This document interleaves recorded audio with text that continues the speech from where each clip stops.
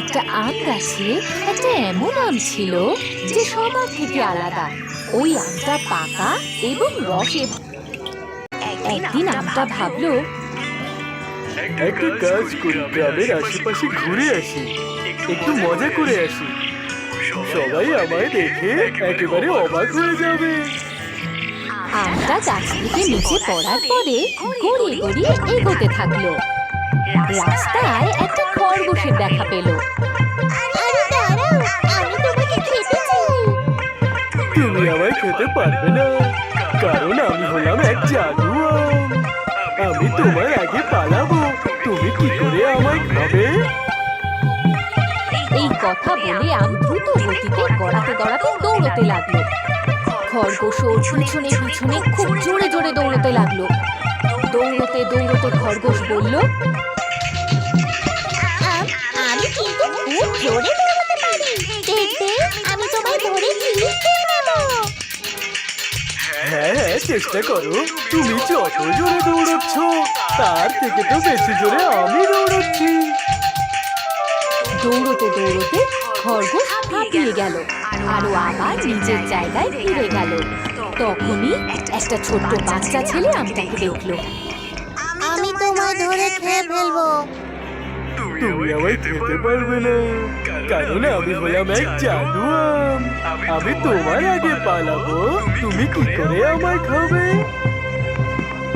আম খুব দ্রুত গতিতে দৌড়তে থাকলো আর ওই ছোট্ট বাচ্চাটা ওর পিছনে দৌড়তে লাগলো। তখনই একজন মহিলা এলো আর বলল, কি সুন্দর দেখতে আমটা, আমি এখন এটাকে ধরে খাবো।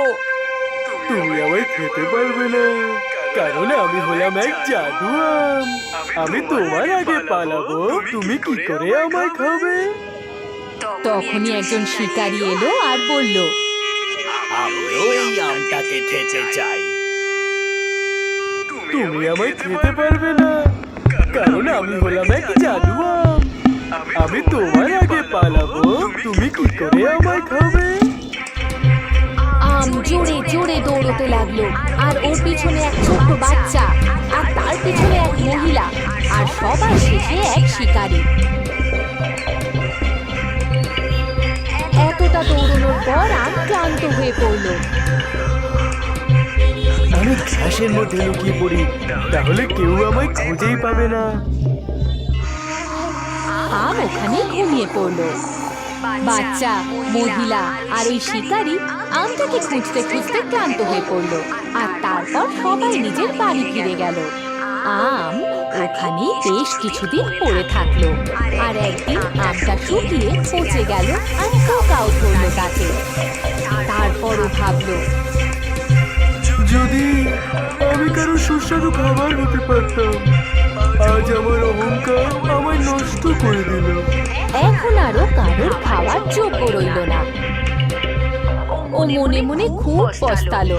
নিজের জাদু শক্তির অহংকারে ওখানেই ও নষ্ট হয়ে গেল। নিজের সৌন্দর্যের জন্য অহংকার করার ফল ভালো হয় না।